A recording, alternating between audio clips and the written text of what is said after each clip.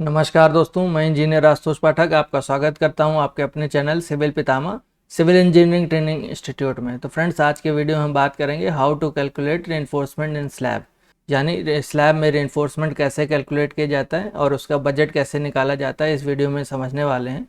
तो चलिए शुरू करते हैं। तो जो हमने यहाँ पे इमेज ली है वो 6x14 मीटर की स्लैब को शो किया है। तो जो ये हमारी इमेज है वो वन वे स्लैब की इमेज है, क्योंकि यहाँ पे जो डायमेंशंस हैं वो L/L(x) इज़ ग्रेटर दैन 2 है। तो इस कारण ये हमारी वन वे स्लैब होती है। तो हमने अपनी साइड से एक स्लैब की वन वे स्लैब की इमेज को शो किया हुआ है, जिसमें हमने रेनफोर्समेंट डिटेल्स भी शो की हुई है। तो दोस्तों, जैसे कि हमें पता है कि जो हम मेन रेनफोर्समेंट प्रोवाइड करते हैं वो शॉर्टर डायरेक्शन में करते हैं स्लैब की, और जो डिस्ट्रीब्यूशन रेनफोर्समेंट प्रोवाइड करते हैं वो लॉन्गर डायरेक्शन में करते हैं। ऐसे ही टू वे स्लैब में भी जो शॉर्टर डायरेक्शन होती है उसमें हम मेन रेनफोर्समेंट प्रोवाइड करते हैं, और जो लॉन्गर डायरेक्शन होती है उसमें भी मेन रेनफोर्समेंट प्रोवाइड करते हैं। लेकिन जो पहले रेनफोर्समेंट हम प्रोवाइड करते हैं वो सिर्फ शॉर्टर डायरेक्शन में करते हैं। तो ऐसा किस लिए होता है, तो आपको स्लैब में लोड डिस्ट्रीब्यूशन मैकेनिज्म को समझना होगा। तो इसके ऊपर हमने पहले एक वीडियो बनाया हुआ है। उस वीडियो में हमने वन वे स्लैब और टू वे स्लैब दोनों के केस में लोड डिस्ट्रीब्यूशन मैकेनिज्म को समझाया है कि किस कारण हम रेनफोर्समेंट शॉर्टर डायरेक्शन में बिछाते हैं और किस कारण डिस्ट्रीब्यूशन रेनफोर्समेंट हम लॉन्गर डायरेक्शन में बिछाते हैं। तो उस वीडियो में हमने डिटेल्ड एनालिसिस करा है, तो उस वीडियो को आप ज़रूर से वॉच करिएगा। तो यहाँ पे जो हमने रेनफोर्समेंट शो की है, इसमें मेन रेनफोर्समेंट हमने शॉर्टर डायरेक्शन, जैसे हमें पता है शॉर्टर डायरेक्शन में बिछाया जाता है। तो यहाँ पे हमने मेन रेनफोर्समेंट देखिए, अब ये शॉर्टर डायरेक्शन है और ये वाली लॉन्गर डायरेक्शन है। ये लॉन्गर डायरेक्शन 14 मीटर कंसीडर की है और जो शॉर्टर डायरेक्शन है वो 6 मीटर कंसीडर की है। तो शॉर्टर डायरेक्शन में मेन रेनफोर्समेंट बिछाया है हमने, और टेम्परेचर रेनफोर्समेंट या डिस्ट्रीब्यूशन बार्स इसको बोलते हैं, तो वो लॉन्गर डायरेक्शन में बिछाया है। ये देखिए, तो जो हमने मेन इन्फोर्समेंट बिछाया है, तो इसमें आप ये देख रहे हैं कि एक क्रैंक हमने प्रोवाइड किया है। तो स्लैब में जब स्लैब के इन्फोर्समेंट बिछाया जाता है तो मेन इन्फोर्समेंट में क्रैंक दिया जाता है। तो इस हर तरह से हम यहाँ पे क्रैंक देते हैं। तो दूसरा जो मेन इन्फोर्समेंट आप ये वाला देख रहे हैं, तो उसमें क्रैंक इस तरफ दिया गया है।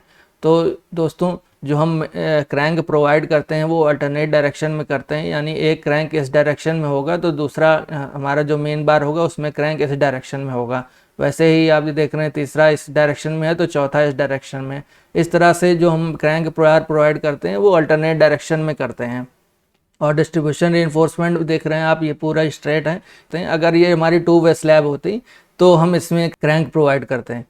तो यहाँ पे जो हमने इमेज ली है उसमें जो हमने मेन एनफोर्समेंट का डाया रखा है वो 10 mm रखा है। जो हमने डिस्ट्रीब्यूशन बार का डाया रखा है वो 8 mm रखा है।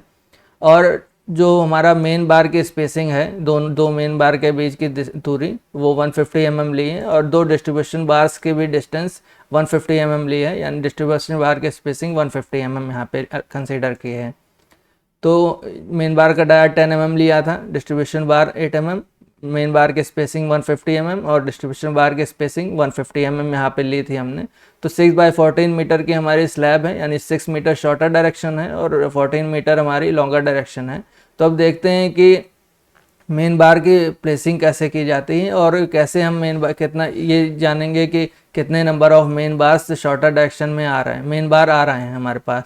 तो जो हमें पता है कि शॉर्टर डायरेक्शन में हम मेन बार को प्लेस करते हैं, तो इस तरह से हम 6 मीटर के अलॉन्ग यहाँ पे प्लेस करेंगे। तो जो हम यानी जो हम मेन बार प्लेस कर रहे हैं वो इस डायरेक्शन में हम यहाँ पे प्लेस करेंगे। तो देखिए आप, इस तरह से हम यहाँ पे प्लेस कर रहे हैं। तो हमने मेन बार की स्पेसिंग यहाँ पे 150 mm कंसीडर की है।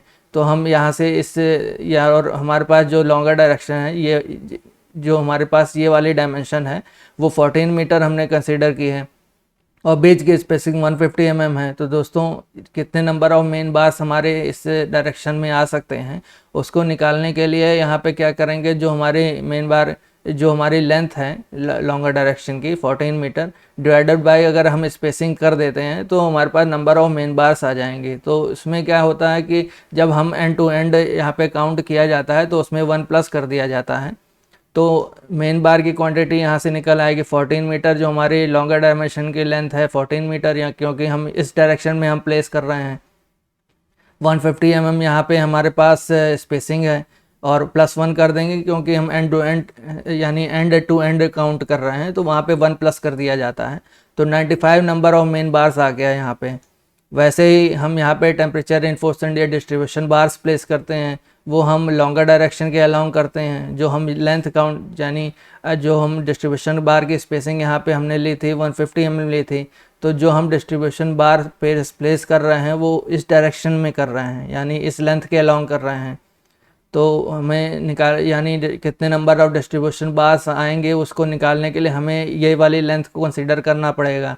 तो नंबर ऑफ डिस्ट्रीब्यूशन बार्स निकालने के लिए जो हम ये वाली लेंथ है LX डिवाइडेड बाई जो स्पेसिंग है दो डिस्ट्रीब्यूशन बार के बीच की दूरी है उससे डिवाइड कर देंगे, तो हमारे पास नंबर ऑफ डिस्ट्रीब्यूशन बार्स आ जाएगा। दोस्तों जब हम एंड टू एंड काउंट करते हैं तो हमने अभी देखा कि 1 प्लस कर दिया जाता है, तो वैसे ही डिस्ट्रीब्यूशन बार की क्वांटिटी 6 डिवाइडेड बाई 0.15 + 1 कर देंगे तो 41 नंबर ऑफ डिस्ट्रीब्यूशन बार्स आएगा। तो मेन बार की क्वांटिटी हमने यहाँ पे फाइंड कर ली, 95 नंबर आई। डिस्ट्रीब्यूशन बार की क्वांटिटी 41 नंबर आई। तो वेट क्या होगा तो उसको भी निकालते हैं, क्योंकि जो भी हम रेनफोर्सर मंगाएंगे बाई वेट मंगाया जाता है। तो दोस्तों क्या होगा उसका वेट, तो हमें पता है कि जो यूनिट वेट ऑफ बार होता है यानी 1 मीटर लेंथ का जो रेनफोर्समेंट होता है उसका जो फार्मूला होता है यूनिट वेट का वो d²/162 होता है। ये कैसे निकाला गया है, कैसे डेरिवेशन होता है d²/162, इसका भी हमारे यूट्यूब चैनल पे एक वीडियो है डेरिवेशन का, तो उसको भी आप वॉच कर सकते हैं। तो वेट ऑफ मेन बार निकालने के लिए जो हमने देखा कि यूनिट वेट d²/162, यहाँ पे हमारा पास 1 मीटर लेंथ का फॉर्मूला है यूनिट वेट का। तो टोटल मेन बार का क्या वेट होगा, तो उसका फॉर्मूला हो जाएगा d²/162 into length into numbers, यानी नंबर कितने मेन बार हमारे पास लग रहे हैं, तो वहाँ पे 95 नंबर मेन बार लग रहे हैं। जो लेंथ हमारे पास आ रही है यानी जो मेन बार प्लेस करते हैं वो 6 मीटर शॉर्टर डायरेक्शन में करते हैं, तो वहाँ पे जो लेंथ लेंगे वो 6 मीटर लेंगे।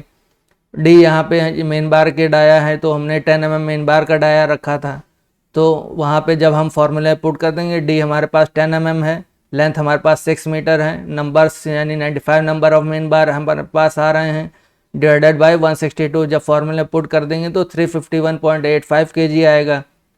ये हमारे पास वेट ऑफ मेन बार हो गया।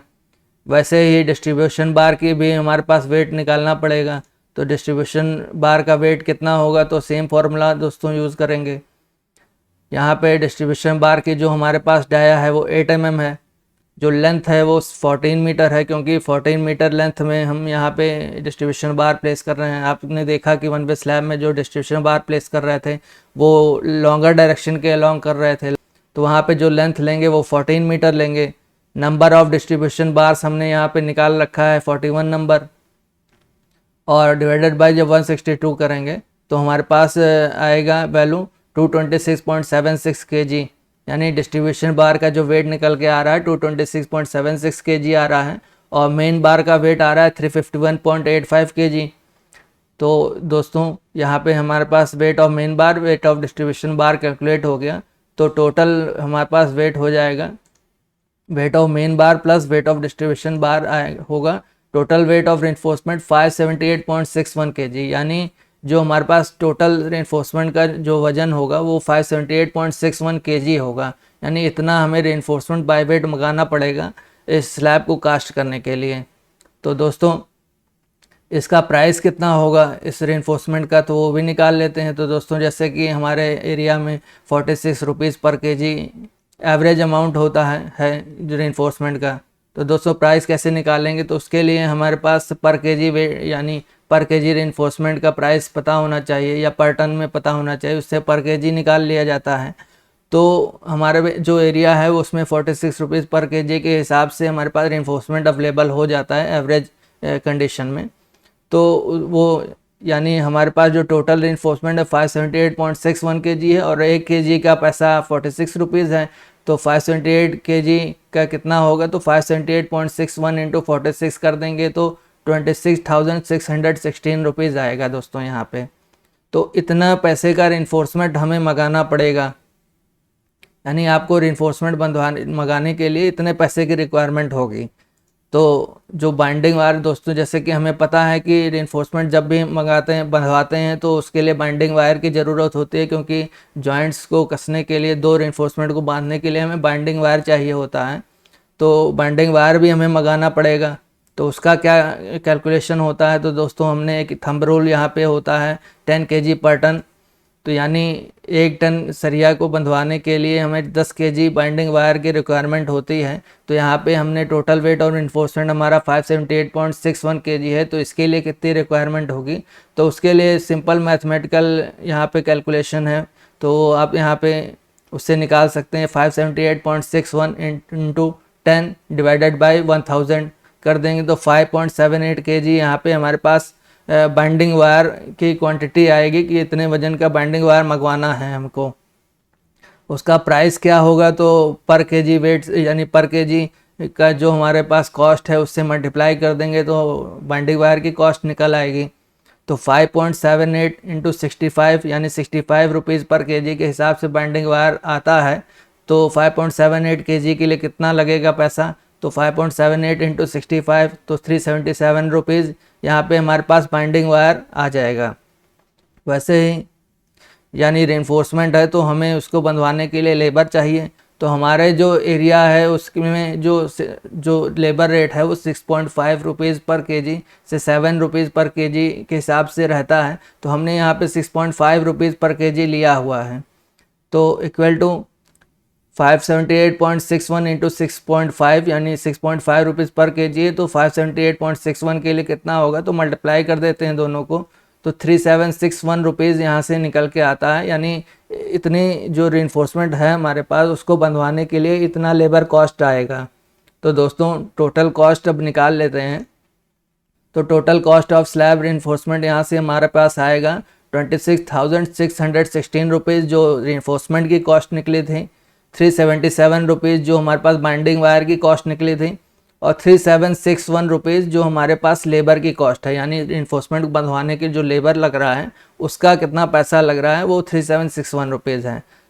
तो तीनों को जब हम ऐड कर देते हैं तो हमारे पास 30,754 रुपीज़ यहाँ पे कॉस्ट आती है। यानी 6x14 मीटर की जो हमने स्लैब ली थी उसमें जो अकॉर्डिंग टू जो हमने रिइंफोर्समेंट लिया था उसके अकॉर्डिंग यहाँ पे 30,754 रुपये का बजट हमारे पास होना चाहिए उस स्लैब के रिइंफोर्समेंट को बंधवाने के लिए। तो इतना बजट हमारे पास पहले होना चाहिए। तो हमने इस तरह से यहाँ पे निकाल लिया कि 6x14 मीटर की स्लैब है तो कितने पैसा हमें चाहिए यहाँ पे स्लैब की रिइंफोर्समेंट को बंधवाने के लिए। तो दोस्तों ये जो हमने अभी तक कैलकुलेशन की है ये लमसम अमाउंट है। अगर आपको एक्चुअल पता करना हो तो उसके लिए आपको बार बेंडिंग शेड्यूल से कटिंग लेंथ निकालनी पड़ेगी और फिर आपको जो हमने अब तक प्रोसेस की है उससे वेट निकालेंगे, वेट के बाद रेट से मल्टीप्लाई करेंगे तो आपका एक्चुअल यानी डिटेल्ड एनालिसिस होगा वो। ये दोस्तों एक अप्रॉक्सीमेट एनालिसिस है, क्योंकि यहाँ पे हमने जो स्लैब की डायमेंशन ली थी, रिइंफोर्समेंट डायमेंशन ली थी, वो स्लैब की डायमेंशन के बराबर ही ली थी। जो एक्चुअल बार बेंडिंग शेड्यूल से कटिंग लेंथ निकाली जाती है उसमें कवर भी माइनस होता है, जो क्रैंक लेंथ होती है वो भी ऐड की जाती है। तो जो हमने अभी तक निकाला वो एक अप्रॉक्सीमेट क्वांटिटी है। यानी आपसे कोई पूछ देता है कि इतनी स्लैब के लिए कितना हमें रिइंफोर्समेंट मंगाना पड़े, कितना बजट होगा, तो आप इजीली निकाल सकें। तो इसलिए यहाँ पे ये कॉन्सेप्ट यूज़ करके आप किसी भी स्लैब, कितनी भी लेंथ की स्लैब हो, कितनी भी एरिया की स्लैब हो, तो उससे आप इजीली यहाँ से इस कॉन्सेप्ट के यूज़ करके कैलकुलेट कर लेंगे। अगर आपको डिटेल्ड एनालिसिस करनी है तो आप बार बेंडिंग शेड्यूल का यूज़ करिए। तो दोस्तों अगर आपको हमारा कंटेंट अच्छा लगा तो हमारे कमेंट सेक्शन में कमेंट करके ज़रूर बताएं और हमारे चैनल को लाइक, शेयर और सब्सक्राइब करना ना भूलें और हमारे नोटिफिकेशन बेल को भी प्रेस कर दें, क्योंकि जो हमारे आने वाले वीडियोस हैं आप तक सबसे पहले पहुंच सकें। तो दोस्तों इसी के साथ विदा लेते हैं, मिलते हैं ऐसे ही एक इम्पॉर्टेंट वीडियो के साथ। जय हिंद, जय भारत।